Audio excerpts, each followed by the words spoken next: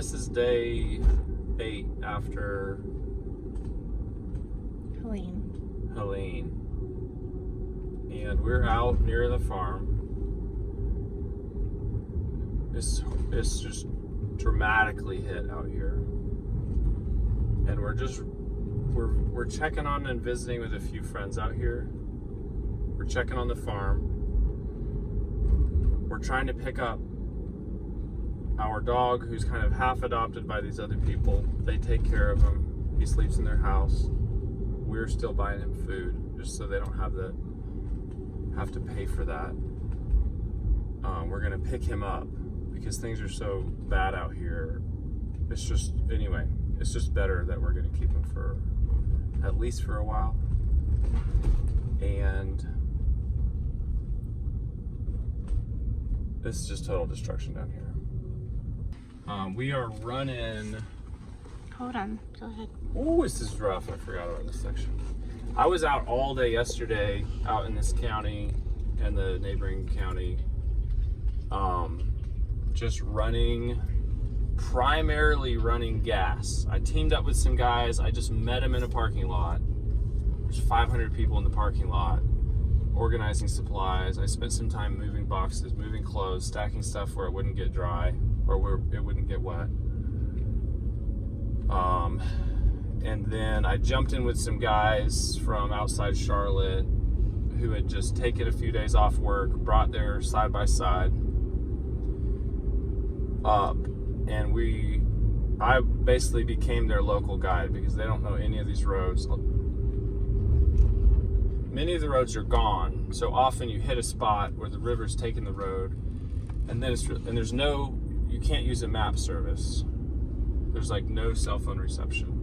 So I was just their local guide. We primarily focused on propane, diesel, and gas because there's a lot of people running food and water. Everyone out in this area, from talking to the local fire captain just in this little district, has been reached.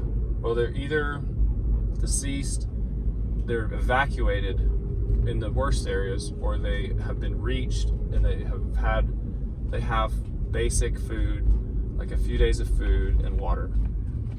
And then as people are starting to get generators to, keep their freezers cold, just like we're doing, what we were seeing is that, hey, there's kind of a lack of gas going out and a lack of people who even have gas cans.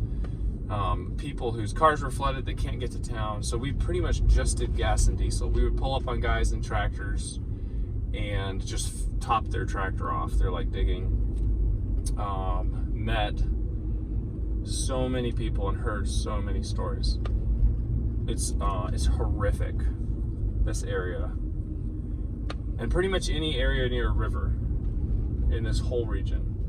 What we're doing is we just have a bunch of 20-pound propane tanks, and we're just running up to this little church that's like the furthest supply point out to just see if they want them. They're a pretty hot item. A lot of people are cooking on their grills. There's no power out here. So we're gonna pull in this church and see if they want propane. So we just went to the church. I guess it's a community center / church. It's a little church. It's the one farthest out, though. Yeah, it's the furthest one out in this area. That's the furthest away from anything, and they were tickled to have propane. There's tons of food, there's tons of water, but we didn't buy all that. Most of that honestly was given to us. We filled a couple of them and bought a couple of them, but you know what? The honest truth, the honest truth is we didn't pay for any of that. People have given us stuff. So we're kind of in the middle facilitating, and there's a limit to how much we can do that. So many people are like texting us and calling us and saying, how do we help out in this area? Because they know we know it. And it's really hard to even say. I think honestly after today, we could say, hey, buy us propane tanks, full ones, and we could run them out here because everyone's cooking on gas. But I was out yesterday. There's people who are cooking on fires in their yard. But anyone who has many people with a grill or cooking on their grill or cooking on a camp stove, like a little stove. And so it's just for us, it's like, this is so overwhelming. We can't fix the big problem. It's like, what can we do that actually helps and makes a difference? Today wasn't. Yesterday I was out all day with you, so I met these guys, jumped in their quad, and we just rolled the county filling up gas tanks, like multiple trips to the most. I didn't film at all. I was honestly kind of in shock myself, because it's just devastation out here. And we went to some communities that it was the first day that they had opened up a quad track, like a side-by-side track, and no truck can get out on those tracks. Places where I was honestly scared with what we did in the quad yesterday. Because it was so wild. All right, go. The quad tracks that we were on through rivers, steep banks down one side, through the river, up the other side, water like splashing over the vehicle. And then we did one last run up there and came back and did all that in the dark on the way back. And we were holding on. We were buckled in and holding on. I find a lot of so we're bringing gas to people, and that's needful. But a lot of what people are needing is just to talk about it. Yeah. Because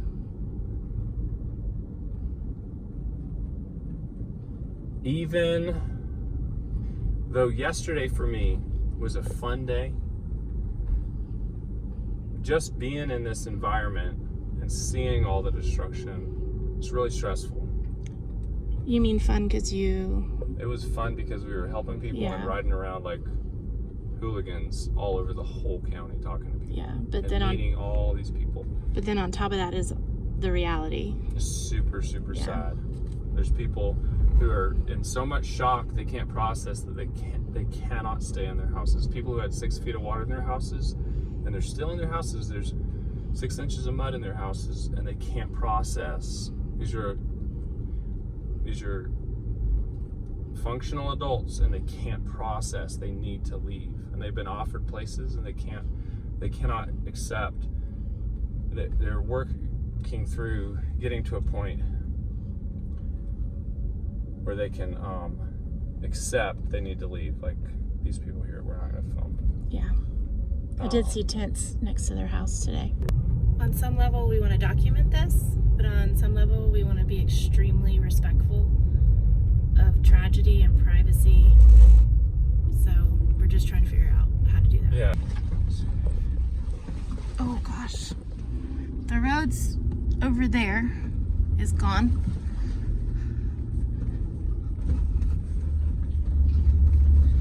That island used to be covered in trees.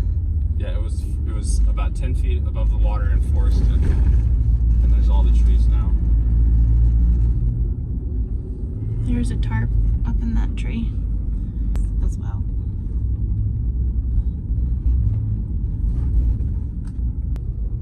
So I didn't film it all yesterday. Honestly, it's because I didn't want to invade people's privacy.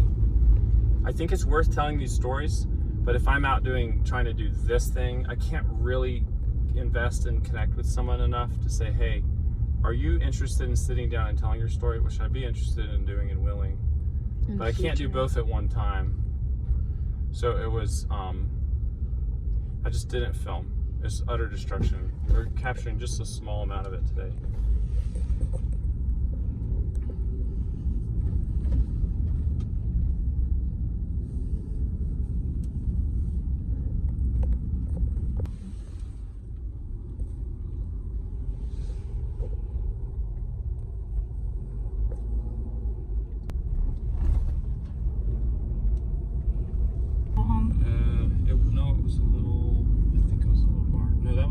Yeah, that was somebody's house. The water was up on all these houses.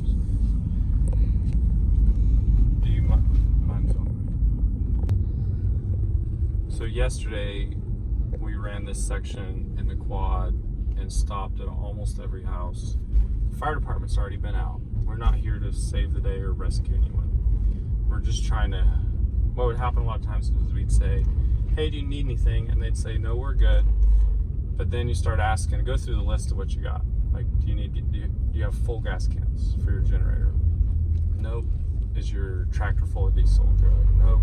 Do you have dog food or cat food? And then sometimes their eyes would light up. They'd be like, you have cat food? And we would, like, we filled that guy's tractor up when he was working yesterday. And then just talking to people and listening, because the thing is, it's like you have to process this stuff. And a lot of these people aren't going to really truly do that for a long time, but they're eager to tell you their story. Okay.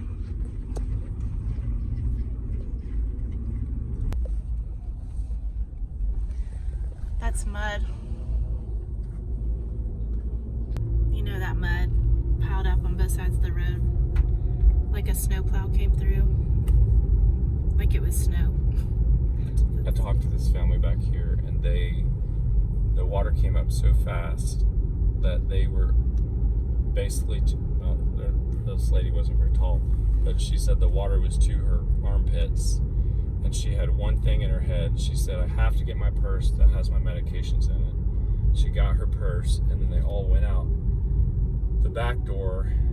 They were waiting in the water and just went up the hill, and then the water like came up almost to the ceiling, and they just rode that storm out up on the hill.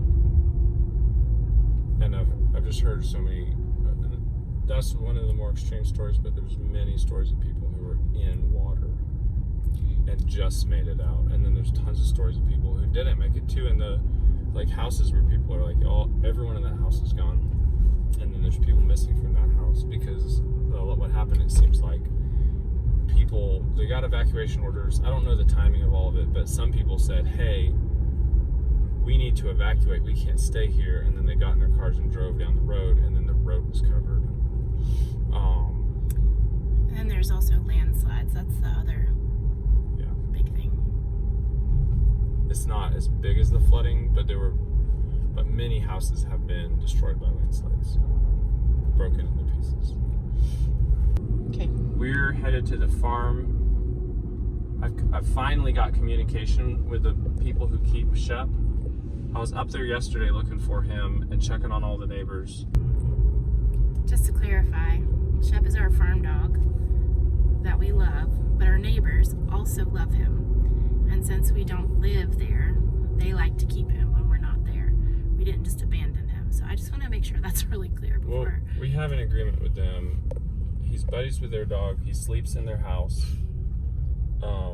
They feed him, but what they said is we love Shep, they love dogs, but they said we can't afford to like pay for his dog care and so stuff. we pay for all that and take him, he's with us when we're there. So anyway, they just love him. It's sad though, because he wants to go with us every time we leave, but he loves them too. He just, in a situation like this, when the storm first hit and then had passed, no one had any idea what was going on anywhere. And so first you're just going to make sure your family is safe and taken care of, your immediate family in your house. Then you're going to check on your neighbors. Then you're going to check on the people around you.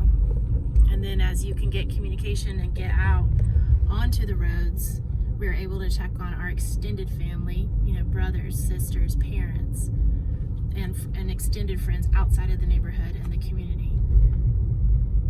And I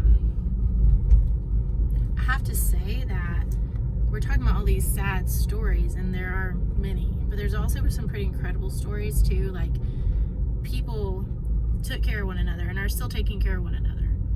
And that doesn't mean that people don't have needs, but people immediately making sure people have water, people have food. I'm talking day one. When there's no communication, no power, no water, no one even knows what's going on. No one knows how bad it is anywhere. All you can do is those first right things, and then the next right thing and the next right thing.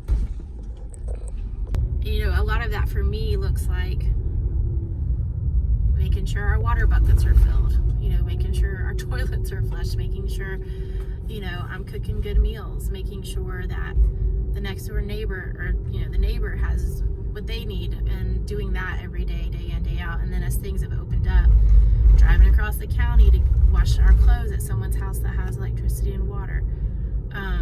It's taking care of my family, but as I'm able to take care of the immediate needs of the family, Arthur can go out and use skills that I don't have. I mean, I don't know how to use a chainsaw.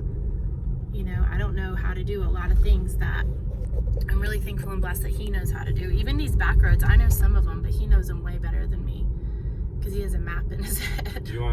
This is a sad story, but there are a lot of brave, beautiful stories within the sadness of just incredible resilience and hardworking people coming together and getting their communities out, getting people out, making sure people have what they need so that they don't die, and now even extending on that, right? Once immediate needs are met, extending on that, and starting to figure out even more things for their community and for their people. Family of radio stations, iHeart radio stations.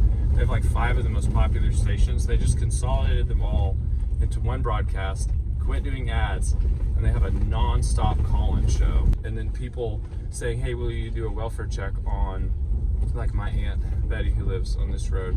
And some of those resulted in people being saved. Many. Some of those radio welfare checks. It's just the community like rallying. I really so much appreciate those stations. They're losing thousands of dollars of revenue because they're not playing any ads. I have thought often when people think of the prepper mindset, they think that they're prepping for themselves. And I get that. I mean, you see a lot in the prepper community, like, your problem's not my problem, or something like that. I forget exactly what the saying is, and it's always bothered me. But anyway, what I've seen actually is that the people who were blessed to live, which, I mean, is a lot of people, but there's also a lot of people who weren't.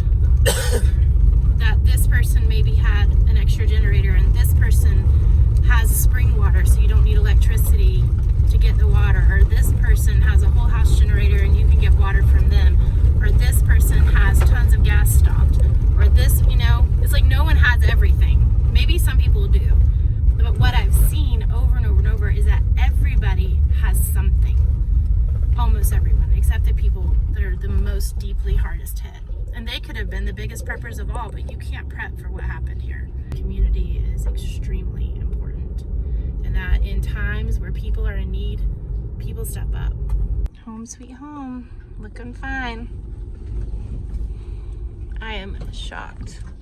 A little messy, but if all we gotta do is come out here and clean up a few branches, I would say that we're doing just fine. I am shocked. I do think we should check.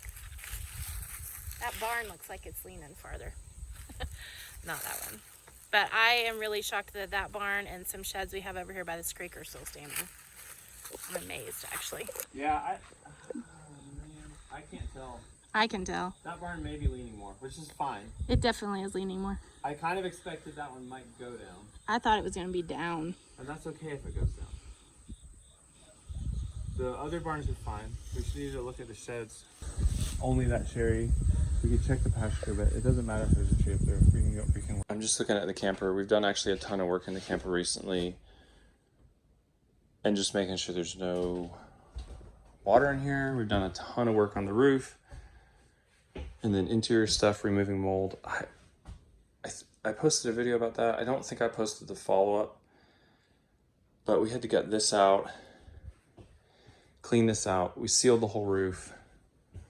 We put like awnings over all the pop-outs, and the camper looks great, and it's clean and dry. I wish I could run the dehumidifier just for the ambient humidity, but there's no water.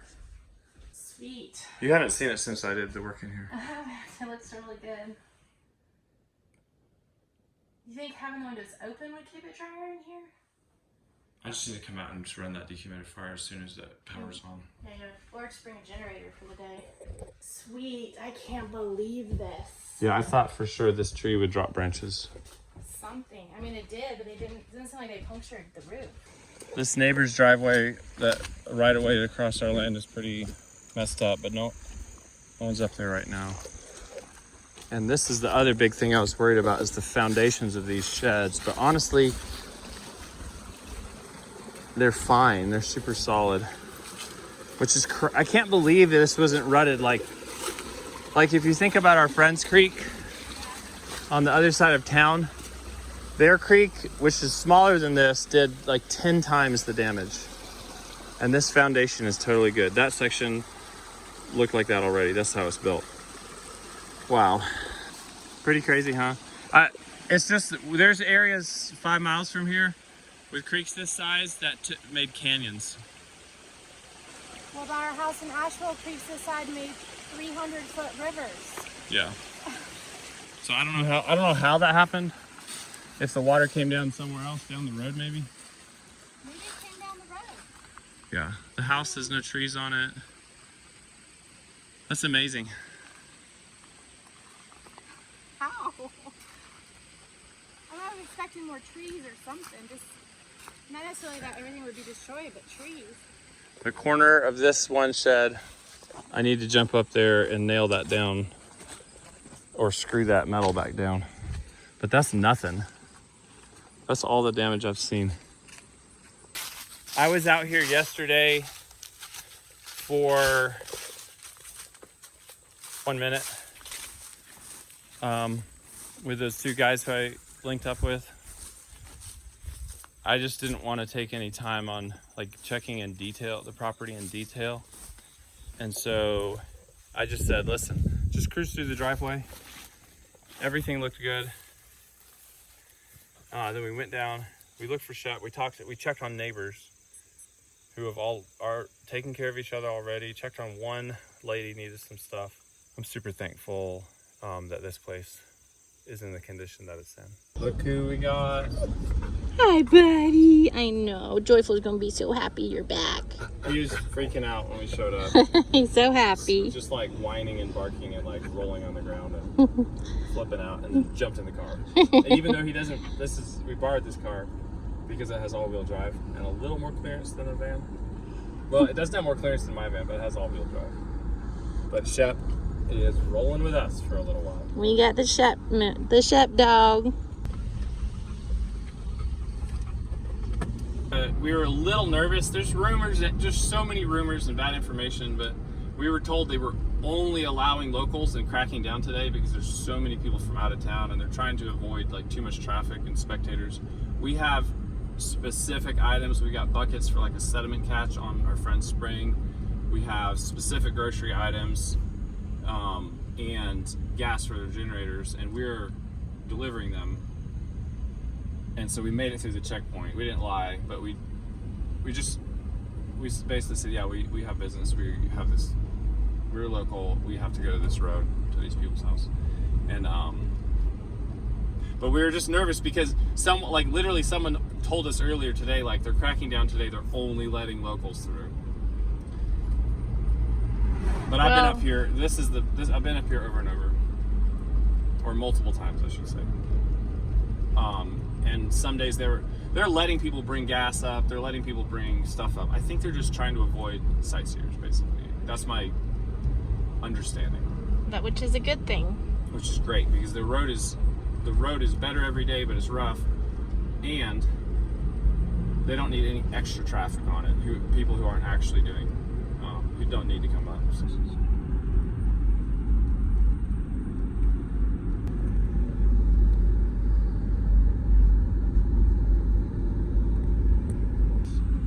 Okay. Second.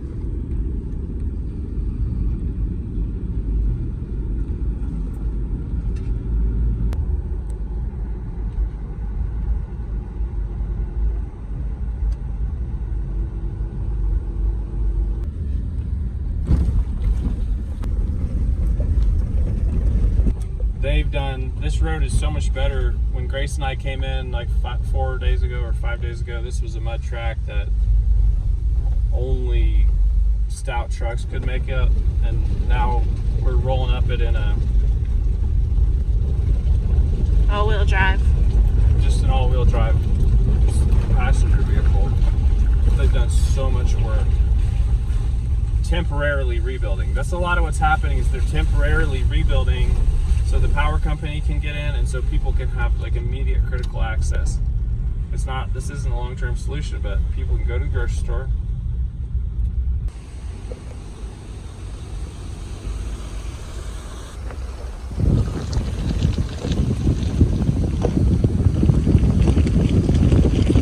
The original work they did on this road was all done by locals with whatever machinery was up here.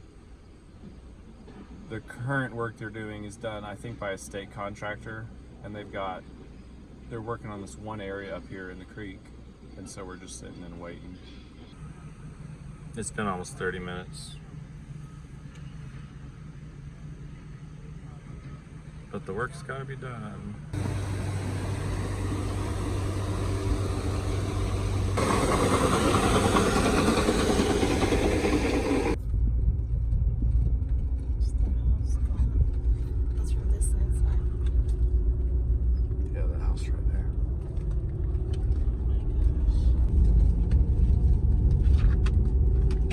About to get to our friend's house.